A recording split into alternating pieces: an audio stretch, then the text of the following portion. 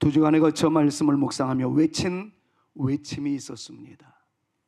그것은 하나님의 선한 손이 나를 도우심으로 라는 외침이었습니다.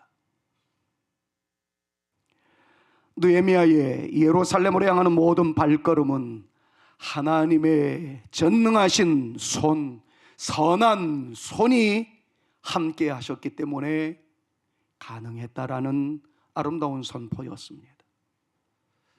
도대체 그에게 나타난 하나님의 손은 어떤 역사를 가져왔을까요? 부분적으로 간헐적으로 우리는 이 말씀에 대한 내용들을 이미 살펴보았지만 고집스럽게도 김 목사로 하여금 이 제목으로 오늘 말씀을 묵상하게 되는 이유는 무엇일까요? 오늘 우리는 영적인 전쟁을 선포하고자 합니다. 특별히 우리의 영혼, 내면 속에 있는 불신앙적 요소와 의심 많은 모습들을 향해서 오늘은 한번 예수님의 이름으로 명령을 내리고 쐐기를 받고자 합니다. 오늘 우리는 이 말씀을 통해서 그때 역사하셨던 느헤미야의 하나님이 오늘 우리에게도 동일하게 역사하실 하나님이심을 믿는 아름다운 선포를 하고 싶습니다. 오늘 본문 속에서 만나게 되는 하나님, 그분은 어떤 분이었을까요? 그리고 그 하나님은 우리에게 어떻게 역사하실까요? 이미 말씀드렸듯이 느헤미야의 입장은 당당한 것은 결코 아니었습니다. 그는 포로로 잡혀갔던 사람의 후손이었습니다. 천신만고 끝에 왕의 셰프가 되었지만 현재 입장은 그리 녹록한 것도 아니었습니다. 하나님께 올려드린 기도가 있었지만 그 기도 긴 시간 동안 주님께서 침묵하셨던, 물론 우리는 그 침묵 속에서도 하나님께서는 또 다른 역사를 이행하셨다라는 것을 말씀을 통해 묵상해 보았지만 느헤미야의 입장에서는 무응답의 기간이 길었기 때문에 얼굴에 수심이 가득할 수밖에 없었던 것 또한 살펴보았습니다. 그는 우리와 다를 바가 없었던 사람이었습니다. 즉시 응답되어지는 것에 한박 웃음을 지을 수 있는 사람이었다면 긴 기도에도 응답이 없었던 까닭에 수심이 가득했었던 우리와 다를 바 없었던 존재였습니다. 왕 앞에 수심이 가득하다는 것은 목 내놓고 사는 죽음 앞에 인생이라고 해도 틀리지 않을 그때 상황이었습니다. 여러분 잘 아시지 않습니까? 아하수에로 왕 때에 모르드게를 비롯해서 에스더와 유대인들이 엄청난 위기의 시련 가운데 직면하게 되었을 때 이미 왕후가 되었던 에스더에게 모르드게가 이야기합니다. 왕께 나가서 사정 좀 해봐라. 그런데 에스더가 얘기했던 거 아시지 않습니까? 왕이 부르기 전에 내가 먼저 나가면 죽임당합니다. 그때는 그럴 때였습니다. 그때 모르드게가 이 말을 남기죠. 네가 왕후가 되어진 것이 이때를 위함인지 누가 아느냐? 그 이야기를 듣자 에스더가 그 뜨거웠던 외침을 외칩니다. 좋습니다. 죽으면 죽으리이다. 그 외침을 하고 왕 앞에 나아갔던 바로 그때입니다. 여러분, 이런 상황에서 아닥사스다 왕 앞에, 그것도 왕의 셰프가 얼굴에 수심이 가득한 채 왕의 근심의 대상이 되었다는 것은 이것은 위험천만한 일이었습니다. 그런데 놀랍게도 하나님께서는 모든 상황을 정리하셨죠. 근심하는 부하의 얼굴을 보고, 수심이 가득한 부하의 얼굴을 보고 왕이 걱정하며 스스로 나섭니다. 내가 네 앞에 있는데, 내가 너를 도와줄 수 있는데 왜 걱정이 많으냐? 그 순간에도 하나님께 기도하였던 느헤미야는 담력을 얻습니다. 그리고 왕에게 내가 수심에 가득할 수밖에 없었던 결정적 이유를 말씀드리겠나이다 하고 왕에게 고하고 있는 내용이 오늘 본문 말씀의 주된 내용입니다. 그런데 저는 느헤미야가 왕에게 직설하는, 담대하게 외치는 말 속에서 그것이 하나님께 올리는 기도였었다라는 것을 새롭게 깨달았습니다. 느헤미야는 하나님께 기도했습니다. 그러나 기도의 내용은 나타나지 않았습니다. 그런데 왕에게 담대하게 직언하며 청원하는 내용을 보니 이것은 기도 응답의 결과였다라는 사실을 깨닫게 되었습니다. 그래서 오늘 느헤미야가 왕에게 올렸던 내용을 근거로 해서 그가 올렸던 하나님을 향한 거룩한 기도가 어떤 기도였으며 하나님께서는 어떻게 역사하였는지를 살펴보면서 오늘 여러분들을 위한, 여러분들의 자녀들을 향한 야레 야훼, 깜짝 놀라게 하시는 하나님의 역사와 인도하심과 계획하심이 탁월하고 놀라울 것이다라는 것을 기대하며 오늘 말씀을 이어나가려고 합니다. 오늘은 사실 설교가 아니라 그냥 외침이었으면 좋겠어요. 설명은 짧고 여러분들이 올려드린 기도, 느헤미야가 올렸던 기도에 근거해서 나 또한 이것을 한번 기도하리라 다짐함으로써 오늘 이 자리를 떠나고 난 다음에 여러분들이 가정에서 그 다음 주에 어떤 기회가 오면이 아니라 바로 이 자리가 하나님의 음성이 들려지는 자리가 되어지고 하나님의 놀라운 은혜가 나타나는 자리가 되어지고 우리 모두가 다 주를 찬양하며 새로워지며 소생되어지는 영광의 시간이 되어질 수 있기를 간절히 소망하면서 느헤미야가 올렸던 거룩한 기도, 그 내용을 살펴보고자 합니다. 거두절미하고 그는 이렇게 하나님께 기도했음과 동시에 느헤미야 그 앞에 있는 아닥사스다 왕에게 이렇게 고백합니다. 성벽을 건축하게 하옵소서. 느헤미야 2장 5절에서 6절입니다. 5절을 끝부분에는 이렇게 표현을 합니다. 같이 한번 읽을까요? 그 성을 시작. 그 성을 건축하게 하옵소서 하였는데 6절 말씀을 보니까 파란 글씨에 이렇게 표현을 합니다. 내가 같이요 시작. 내가 몇 날에 다녀올 길이며 어느 때에 돌아오겠느냐 하고 왕이 나를 보내기를 크게요 좋게 여기시기로. 여러분 한번 외쳐봅시다. 좋게 여기시기로. 시작. 좋게 여기시기로. 그 역사가 오늘 여러분 가운데 나타날 수 있기를 먼저 주님의 이름으로 축원합니다. 이미 이 요구는 반역을 꾀하는 일이라고 오해받을 수 있는 상황이었던 것을 여러분들에게 말씀을 드렸어요. 아닥사스다 왕은 메데 파사의 왕으로서 이스라엘을 정복한 왕입니다. 그런데 이스라엘에서 꿈틀거립니다. 예루살렘 성벽을 재건함으로써 이미 세워진 예루살렘 성전을 보호하며 여기에서 하나님의 백성들이 운집해짐에 따라 하나님께 영광 올려드리되 그네들이 시온으로 돌아가자, 하나님께로 돌아가자, 이렇게 발전적으로 나가다가 아닥사스다 왕을 반역하면 어떻게 할까 라는 음모가 꿈틀거리던 때였단 말이죠. 그런데 느헤미야가 그 얘기를 합니다. 내가 가서 예루살렘 성벽을 재건하고 싶습니다. 여러분, 이 말씀은 우리는 어떤 의미를 가지고 있는지를 다 알고 있습니다. 이미 배웠기 때문에요. 단추리면 이렇습니다. 성벽 재건을 통해서 이스라엘이 회복되어지기를 꿈꾸며 성벽 재건을 통한 하나님께 영광을 올려드리고자 원했던 것이 느헤미야의 거룩한 비전이었고 이것이 소망이었습니다. 지금 느헤미야의 눈에는 보이는 게 없습니다. 하나님께 기도를 하고 난 이후에 담력이 생겨서 왕에게 이 말을 하는 순간 내가 이제 남은 여생 하나님의 영광을 위하여 한번 쓰임받기를 원합니다. 이스라엘의 회복을 위해서 쓰임받기를 원합니다. 이것이 그의 남아있는 마지막 영적인 자존감이었고 인생의 목적이었다는 것이죠.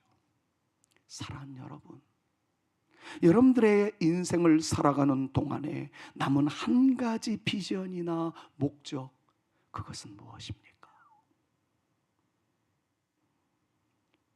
여러분들의 연세가 얼마나 되었는지는 중요하지 않습니다. 요즘 제가 이 단어를, 이 문장을 계속 사용합니다.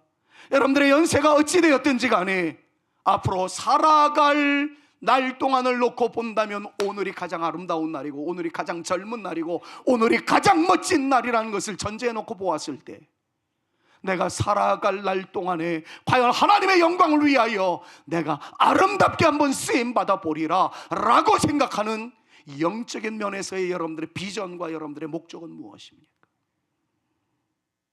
느헤미야는 하나님의 영광을 위하여 였습니다.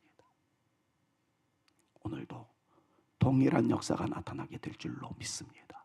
우리 모두가 주의 영광을 위해서 내가 한번 쓰임받겠나이다, 나이 들었지만 교회의 영광을 위하여, 다음 세대의 미래를 위해서 내가 기도하는 그루터기가 되어보겠습니다를 비롯하여 여러분들의 남은 여생 내가 무언가를 해보겠다라는 거룩한 야심, 거룩한 영성이 꿈틀거리는 한 하나님께서는 여러분들을 사용하여 주실 줄로 믿습니다. 자, 왕이 이런 비전 앞에 질문을 던집니다. 기한은 어느 정도로 생각하느냐? 어쩌면 왕이 총애했던 셰프였으니까 그의 마음속에는 한 1년이면 되겠나, 뭐 그런 생각이 1년도 대단한 것 아니겠어요? 그런데 사실 오늘 본문 말씀에서는 느헤미야가 정한 구체적인 시간에 대해서는 나타나지 않습니다. 다만 느헤미야 5장 14절 말씀을 보면 참조해 볼 수가 있는데, 빨간 글씨만 한번 보시겠습니까? 아닥사스다 왕 제20년부터 제32년까지 12년 동안 예루살렘에 머물러 있는 느헤미야의 모습을 보게 됩니다. 우리의 생각으로는 불가능한 시간입니다. 휴가도 아니고요, 육아휴직을 낸 것도 아닙니다. 병가도 아니었습니다. 생각하기에 따라 반역하고자 하는 의도일지도 모른다는 것이 상식일 수 있는 상황인데, 그 기간이 12년이라는 겁니다. 그런데 왕이 아까 말씀드렸죠, 다시 2장으로 거슬러 올라와 보면 왕이 좋게 여기시기로. 사랑하는 여러분, 우리가 생각하기에는 상식이 맞지 않습니다. 합리적 이성적 판단으로도 옳지 않습니다. 그러나 하나님께서 역사하시며 좋게 여기는 상대방이 생기게 될 것이고, 하나님께서는 어려움 속에서도 무언가를 이루어 가시는 야레 야훼, 깜짝 놀라게 하시는 하나님이라는 사실을 믿으시기를 우리 주 예수 그리스도의 이름으로 축원합니다. 이럴 때 영어로 Amazing Grace라고 이야기하죠. Wonderful 그렇게 이야기합니다. 여러분들에게 이미 히브리어로 가르쳐드렸어요. 야레. 깜짝 놀라게 하실 만한 위대한 역사. 사랑하는 여러분, 내 생각으로는 안 된다 느껴질 때 하나님의 영광을 위한 거룩한 비전을 가슴에 품고, 하나님 나를 사용하여 주옵소서, 우리 자녀들을 사용하여 주옵소서 믿음으로 나갈 때 하나님께서 역사를 일으키실 줄로 믿습니다. 두 번째, 설명은 약할게요. 오늘은 좀 선포하고 싶어요. 여러분들이 직접 선포했으면 더 좋겠고요. 통과하게 하옵소서 라는 기도를 느헤미야가 올립니다. 2장 7절 말씀이에요. 내가 또 왕께 아뢰되 왕이 만일 좋게 여기시거든, 같이요, 빨간 글씨 시작. 강 서쪽 총독들에게 내리시는 조서를 내게 주사 그들이 나를 용납하여 유다에 들어가기까지 크게요, 시작, 통과하게 하시고, 이 말을 다른 말로 하면 길이 열려지게 하시고, 문이 열려지게 하시고, 바로 그런 의미예요. 설명 안 하고 그냥 열려지게 하옵소서 이것만 외치고 싶은데, 설교니까 조금 설명 들어가겠습니다. 아닥사스다 왕이 통치한 페르시아 제국의 수도는 수산, 이라고 영어식 표현을 할 수가 있습니다. 당시에는 수사라고 했는데요, 수산에서 예루살렘까지의 거리는 약 1500km, 1600km입니다. 도보나 낙타를 타고 가게 된다면 2~3개월 소요될 거리입니다. 보시는 화면에서 중간에 있는 분홍색이 수산이라는 아닥사스다와 느헤미야가 살고 있었던 곳이고, 여러분들 보시기에 오른쪽 끝자리 지중해 어변에 가보면은 예루살렘이라는 도시가 표식되어 있습니다. 이것을 경로를 따라서 보게 되면 다음 그림이에요. 이 경로를 따라서 여행을 할 수밖에 없는 상황이었습니다. 자, 그런데 오늘 본문 말씀을 보니까 이런 표현을 합니다.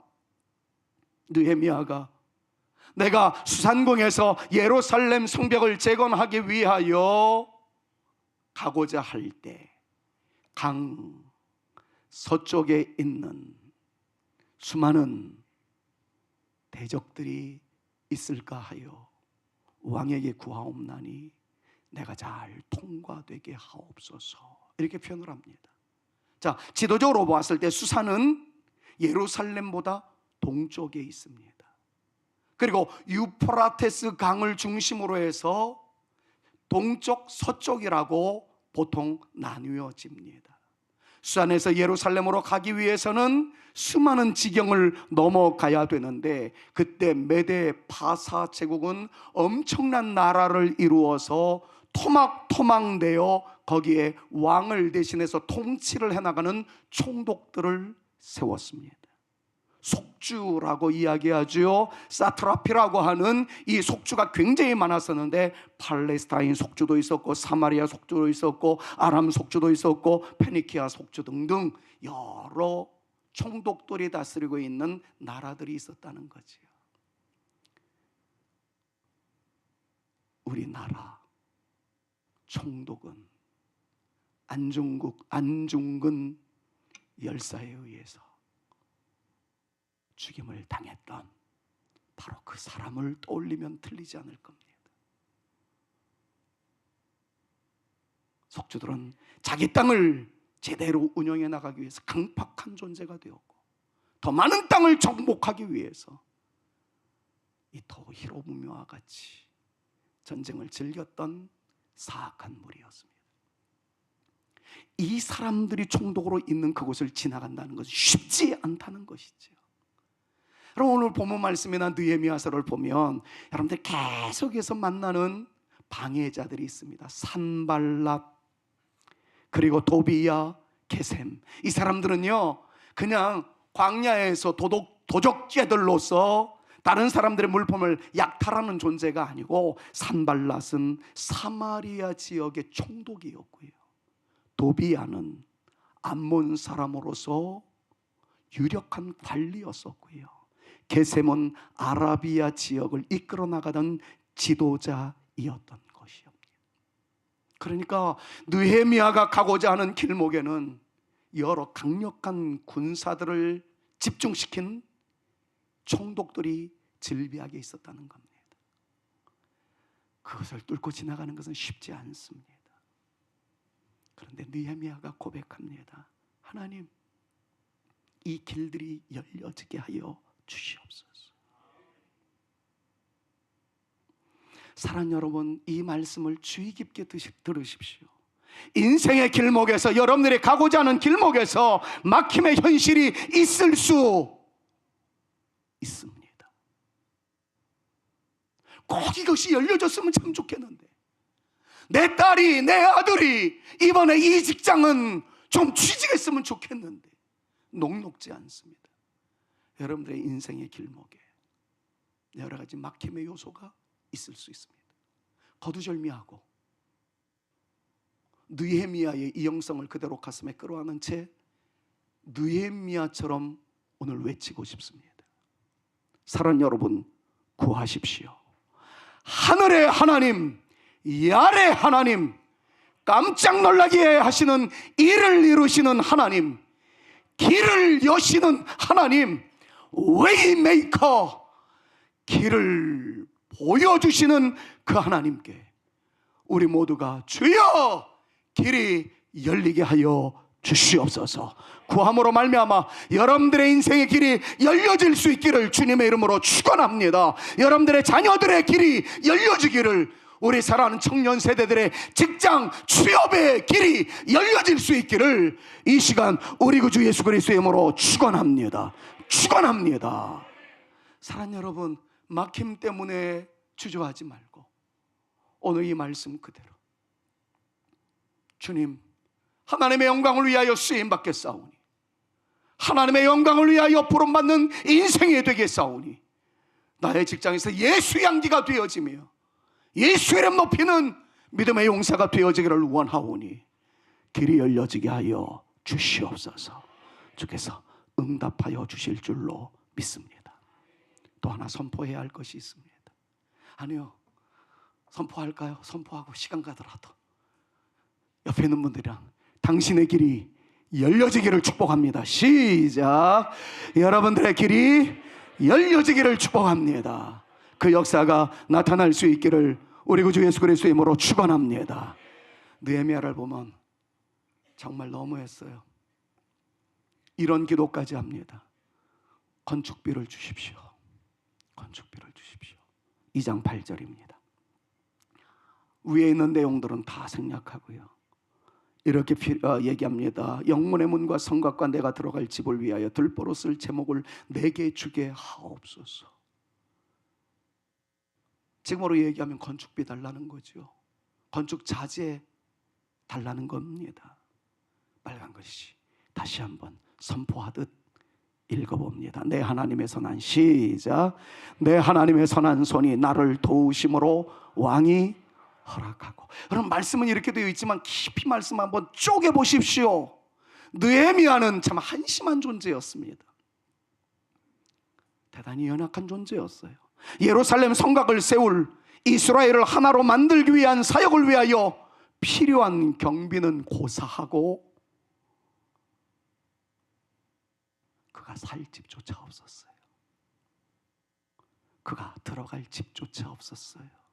성경 보면 두 번째 줄 끝부분에 보니까 내가 들어갈 집을 위하여 들보로 쓸 제목을 주옵소서. 지금 표현으로 이야기하자면 자기가 살만한 집을 빌릴 수 있는 임대료 집을 능력도 없었다라는 이야기입니다. 내가 들어갈 집을 위하여서도 건축 자재를 좀 허락해 주옵소서. 여러분, 이 시나리오 앞에 왕이 이렇게 말할 수 있다는 것을 여러분 생각해 볼 수 있을 겁니다. 야, 너는 꿈만 꾸니? 너는 계획만 세우니? 네가 준비한 건 도대체 뭐니? 그렇게 준비한 것이 없는 상황에서 어떻게 그렇게 엄청난 일을 하니? 나를 의지하는 것도 중요하지만 최소한 네가 준비할 것은 있어야 되지 않니? 여러분, 많은 시나리오가 가득할 수 있는 그런 상황 아니었겠습니까? 그 정도로 느헤미야는 가진 것이 없었습니다. 그런데 비전을 품고 꿈을 꿉니다.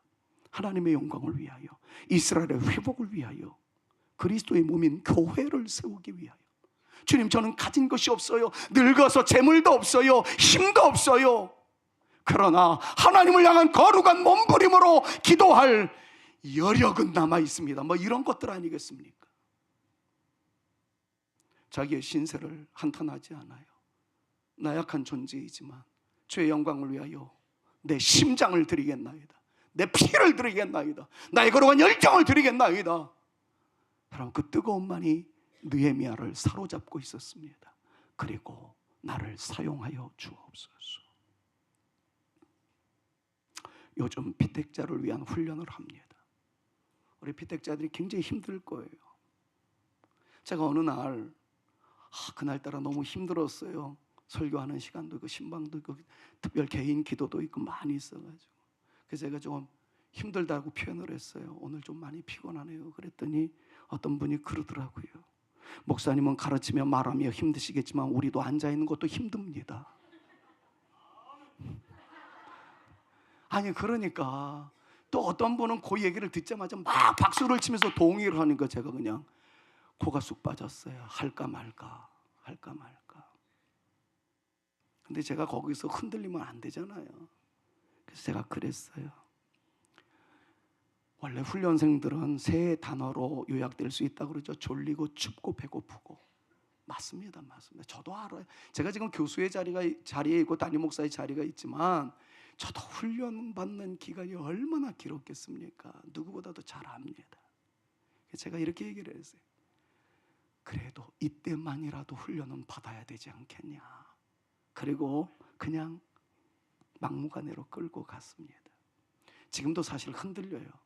오늘은 한 50분만 할까. 그런데 공부를 해나가는 과정 속에서 책의 강의 안에 이렇게 글이 쓰여 있습니다. 하나님이 우리에게 직분을 주셨다면, 하나님은 우리에게 직분을 주셨을 때 직분만이 아니라 그 직분을 감당할 능력과 은사와 필요한 자원까지 주시는 분이시다.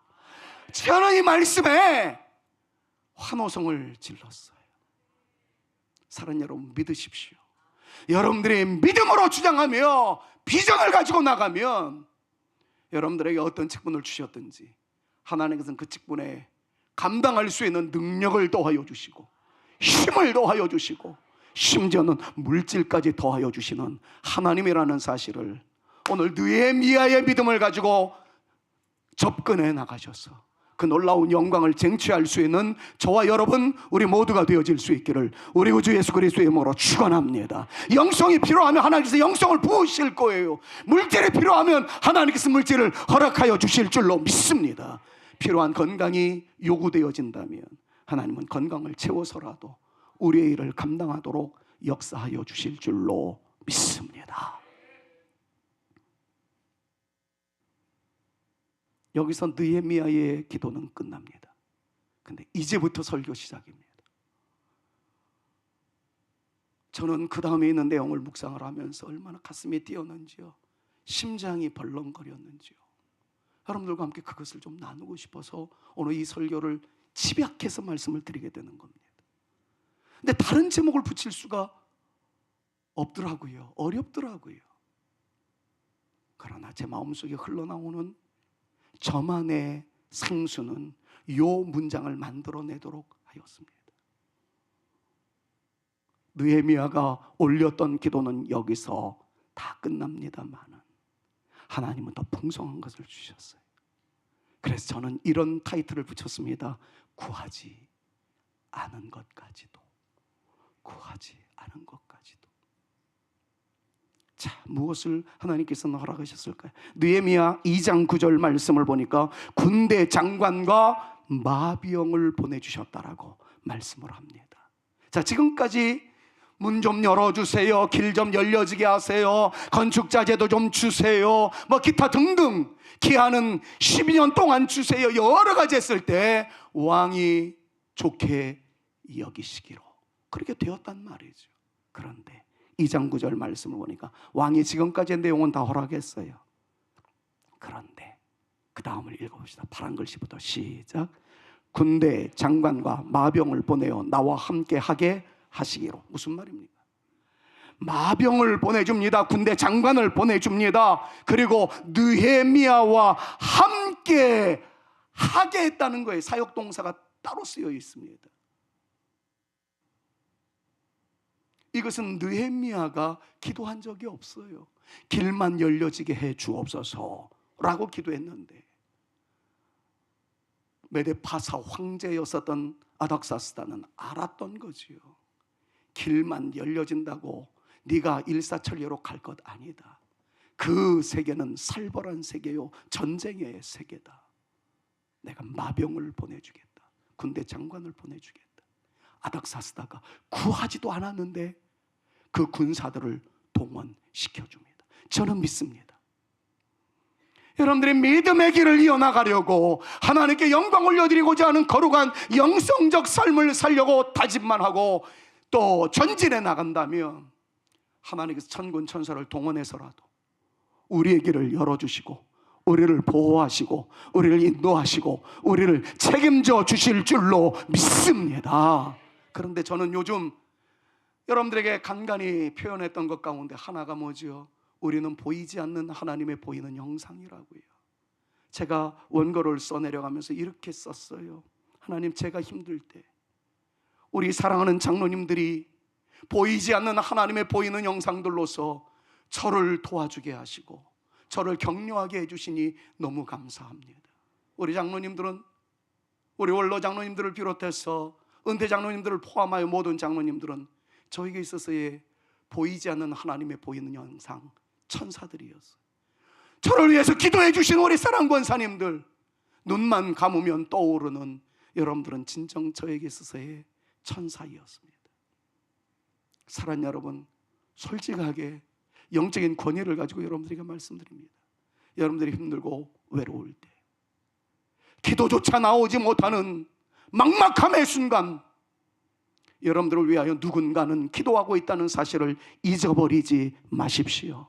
그리고 여러분들 옆에 있는 또 다른 여러분들은 여러분들이 시리에 빠져 있을 때 여러분들을 기꺼이 일어날 수 있도록 기도하는, 보이지 않는 하나님의 보이는 형상이라는 사실을 믿음으로 주장하면서 옆에 있는 분들과 더불어 일어날 수 있는 저와 여러분들 모두가 되실 수 있기를 우리 구주 예수 그리스도의 이름으로 축원합니다. 축원합니다.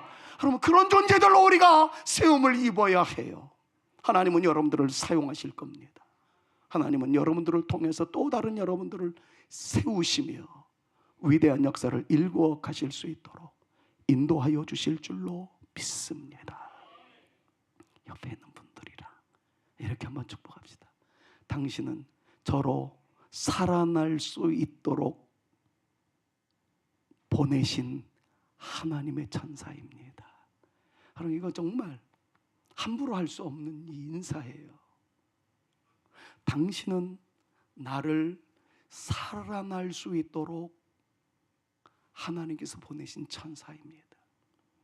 오늘 말씀을 믿으신다면 우리 한번 새 힘을 낼 수 있는 근거를 가지고 서로를 마금하고 높여주었으면 좋겠어요. 당신은 나를 살아날 수 있도록, 시작. 여러분들은 저를 살아날 수 있도록 보내신 하나님의 천사입니다. 여러분, 그렇게 살아갈 수 있는 저와 여러분들 모두가 되실 수 있기를 우리 구주 예수 그리스도의 이름으로 축원합니다. 마지막 하나만 더 살펴볼게요. 이것이 정말 맞춤표이자 우리의 가슴을 뜨겁게 만드는 하나의 키였으면 좋겠어요. 느헤미야가 구하지 않았습니다. 느헤미야가 구했던 것은 이미 말씀드렸던 그 정도였었어요. 성을 건축하게 하옵소서, 이를 위하여 통과할 수 있게 해 주옵소서, 건축비를 허락해 주옵소서. 그런데 주님께서는 이 모든 것을 왕을 통해서 허락하게 하셨을 뿐만 아니라 방금 전에 묵상했었던 대로 군대 장관과 마병까지 하늘의 천군 천사 같은 그러한 도우미들을 허락해 주셨을 뿐만 아니라 마지막입니다. 놀라운 지위까지 허락해 주셨다는 거예요. 어떤 말일까요? 그럼 느헤미야는 지금 아닥사스다 왕에 의해서 가거라 라고 보냄을 받았을 때의 소셜 포지션, 사회적 위치는 셰프였습니다. 그것도 대단하지요. 그러나 그 정도만으로도 수산궁 왕궁에 살 때는 충분했습니다. 왜냐하면 늘 왕의 그늘 아래에 있었기 때문입니다. 그러나 이제부터 직면해야 할 세계는 차원이 다릅니다. 전장입니다. 전쟁터예요. 여기저기 내로라 하는 총독들에 의해서 자기 속주를 잘 관리하고자 전쟁을 불사하는 전쟁의 왕들이 도사리고 있는 그곳입니다. 통과하도록 가서 문을 두드리는데, 너 누구냐? 내가 왕의 셰프입니다. 이씨, 욕이 안 나오겠습니까? 왕의 셰프 따위가 총독이 나한테 뭘 지금 하라는 거야? 말이 안 됩니다. 그런데 여러분 아십니까? 아닥사스다 왕에 의해서 느헤미야가 예루살렘 성벽을 재건하기 위하여 출발할 때 왕이 내린 하사품을 말입니다. 왕이 느헤미야에게 내렸던 소셜 포지션이 셰프로 보낸 것이 아니었어요. 그에게 붙여진 직함은 총독이었습니다. 예루살렘의 총독이었어요. 아까 12년 얘기 나올 때 눈치 빠른 분들은 벌써 읽으셨을 겁니다. 느헤미야 5장 12절 빨간 글씨만 읽으셔도 될 것 같아요. 또한 시작.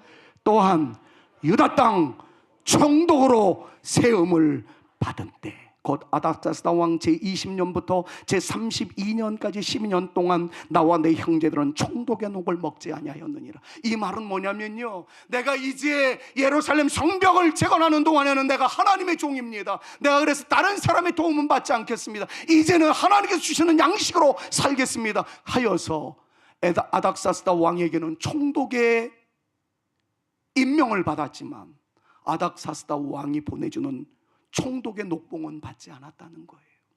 그러나 무엇은 받았다는 거예요? 총독의 위치는 받았다는 것이죠.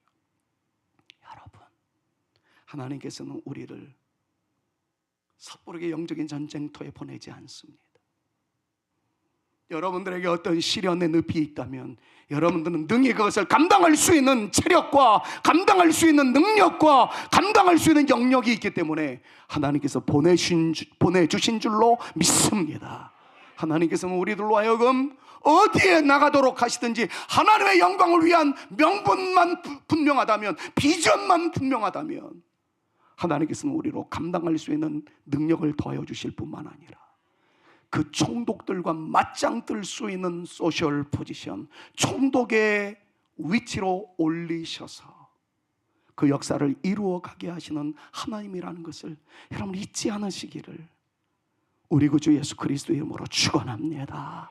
사랑하는 여러분, 저는 여러분들의 자녀 손들이 하나님의 영광을 위하여 아름답게 쓰임받기를 원한다는 거룩한 믿음의 열정과 더불어 주님께서 열어주시는 은혜의 역사와 함께 하나님께서 세워주시고자 원하시는 그 자리에 세움받는 실력자들이 되어서 그 사람 때문에 나라가 살고 사회가 살고 직장이 살고 여러분들의 가정이 회복되어져가는 놀라운 역사를 이루어갈 수 있기를 우리 구주 예수 그리스도의 이름으로 축원합니다. 여러분, 이 말씀을 여러분들이 꿈을 꾸셨으면 좋겠어요. 저는 이 말씀을 일주일 동안 묵상을 하면서 제 가슴이 터질 것 같았어요.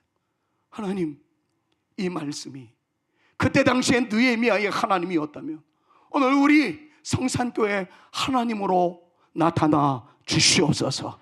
우리 사랑하는 청년 대학부들의 눈이 활짝 열려지게 하여 주옵시며 그들이 어느 자리에서든 당당하게 세상과 맞짱 뜰 수 있는 영적인 능력자들이 되게 하여 주시옵소서. 기도하며 말씀을 묵상하였고 지금도 기도하는 마음으로 여러분들에게 선포합니다. 사랑하는 여러분, 여러분들에게 적용하십시오. 다시 강조합니다. 살아갈 날 동안에 지금이 가장 젊은 여러분들의 때에 놓치지 마시고 주여, 제가 여기 있사오니 나를 사용하여 주시옵소서. 이를 위하여 문이 열려지게 하시고 길이 닦여지게 하여 주옵시며 필요한 은사를 더하여 주셔서 마음껏 쓰임받게 하여 주시옵소서. 여러분들의 사랑하는 자녀들을 머릿속에 떠올리십시오. 세속적인 삶으로 끝나지 않게 하여 주옵시며 우리 사랑하는 자녀들이 하나님의 영광을 위하여 아름답게 쓰임받는 그들의 위치가 되게 하여 주시옵소서. 다 목사되고 다 장로되라는 얘기 아닙니다. 진정한 크리스찬이 되어서 그 삶의 자리에서 예수 향기 날림으로 예수 믿는 사람들은 다르더라 하는 것들을 여러분들의 자녀 손들이 증명해 나갈 수 있는 그런 멋진 용사들이 되어질 수 있기를 소망해요. 대한민국 위기 가운데 있습니다. 그럼에도 불구하고 대한민국이 희망이 있는 것은 당신과 같이 하나님께 기도하는 사람들 때문에 대한민국은 흔들리지 않을 줄로 믿습니다. 이러한 얘기가 나올 수 있는 일에 우리가 쓰임받게 되어지기를 우리 구주 예수 그리스도의 이름으로 축원합니다. 우리는 그럴 수 있는 존재예요. 그럴 수 있는 존재예요. 왜요? 느헤미야의 하나님은 우리의 하나님이시기 때문에 그렇습니다. 다 허락하시고 놀라운 지혜까지 주신 하나님, 그 하나님이 함께 하셨기에 느헤미야는 이렇게 고백합니다. 하나님의 선하신 손이 나와 함께 하셨기에 이 모든 일은 가능하게 되었습니다. 우리의 가능성의 시작은 바로 이 시간, 하나님의 손이 여러분들을 잡아주시는 것을 믿음으로 주장하는 것이고, 여러분들의 손을 내밀어 하나님의 손을 잡는 이 아름다운 관계가 이루어질 때 역사는 시작되는 것임을 믿으시기를 바랍니다. 그리고 오늘 이 시간에 하나님께 기도 올리십시오. 하나님, 나를 잡아주옵소서. 오늘 설교는 이 찬양으로 마무리하고 싶어요. 저도 잘 몰라요. 저도 잘 몰라서 막 배웠는데 틀릴 때가 많더라고요. 주의 손이 붙드시네, 흔들리는 우리의 삶을 주의 손이 고치시네, 상한 우리의 마음을. 저는 2부 예배 드리기 전에 우리 찬양팀들이 찬양을 하는데 예배 인도해야 할 목사가 좀 맨 앞에 앉아가지고 얼마나 눈물이 나는지 말이죠. 하나님, 오늘 이 말씀을 선포하고 난 이후에 주의 손이 붙드신다는 이 찬양을 올릴 때 주님 손이 지금 오늘 이 시간에 나타나셔서 우리 사랑하는 성산교회 모든 성도들의 손을 잡아 주시옵소서. 그럼 기도하였습니다. 이 시간 다른 생각하지 마시고요, 오늘 증거되었던 말씀을 붙잡고 이 찬양으로 여러분들의 마음을 고백하세요. 주의 손이 붙드시네, 흔들리는 우리의 삶을 주의 손이 고치시네, 상한 우리의 마음을. 이 시간에 주님께서 여러분들을 잡아주시기를, 여러분들을 세워주시기를 간절히 소망해요. 자, 누군가가 마이크를 잡아야 되겠죠. 제가 틀릴지도 모르니까 같이 한번 찬양합니다. 주의 손이 붙드시네, 흔들리는 우리의 삶을 반주 좀 내주세요. 주의 손이 고치시네, 상한 우리의 마음을. 다시 한번 주의 손이 붙드시네, 주의 손이 붙드시네, 흔들리는 우리의 삶을 주의 손이 고치시네, 상한 우리의 마음을. 주의 별, 주의 발을, 주의 발에, 그 크신 발에 안기세, 주의 발. 여러분, 주님께서 여러분들의 팔을 잡아주심을 믿음으로 선포하며 찬양합시다. 주의 발에 발 올려서, 주의 발에, 주의 발에, 그 크신 발에 안기세, 주의 발에 영원하신. 이 시간은 정말 주님을 의지하는 마음으로 우리 한번 두 손 들고 찬양합니다. 주의 발에, 주의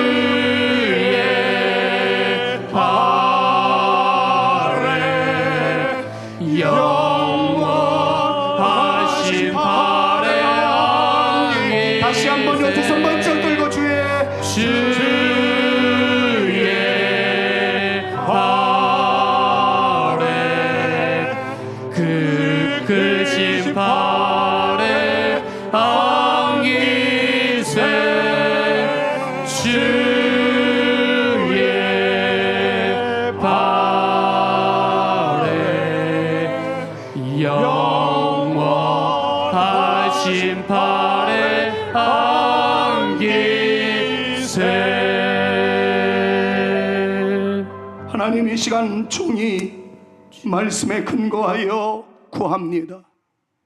주의 팔이 우리 사랑하는 성산의 가족들에게 나타나 주시옵소서. 우리가 주의 팔을 의지하오니 주의 팔의 능력으로 우리 안에 더러운 영들은 떠나가게 하여 주시옵소서. 우리 마음속의 그림자들은 물러가게 하여 주시옵소서. 질병에서 노임받게 하여 주시옵시며 하나님의 영광을 위하여 쓰임 못하자 하는 하나님의 거룩한 용사들에게 필요한 영적인 능력과 물적인 권세와 마음의 평안함과 모든 영역을 더하여 주시옵소서. 우리 사랑하는 자녀 세대들에게 이 은혜가 넘쳐나게 하여 주옵시며 승리하는 믿음의 세대들 되도록 기름 부어 주시옵소서. 이제는 우리 구주 예수 그리스도의 은혜와 아버지 하나님의 극진하신 사랑하심과 성령님의 감화감동 위로 교통 충만케 하시니 그때 느헤미야의 하나님은 오늘 우리의 하나님이심을 믿습니다. 고백하며 믿음으로 주장하며 돌아가는 주의 택한 자녀들 머리 위에와 저들의 가정과 스라의 자녀손들 위에와 우리 사랑하는 성산교회 위에 이제로부터 영원토록 함께 있을지어다. 아멘.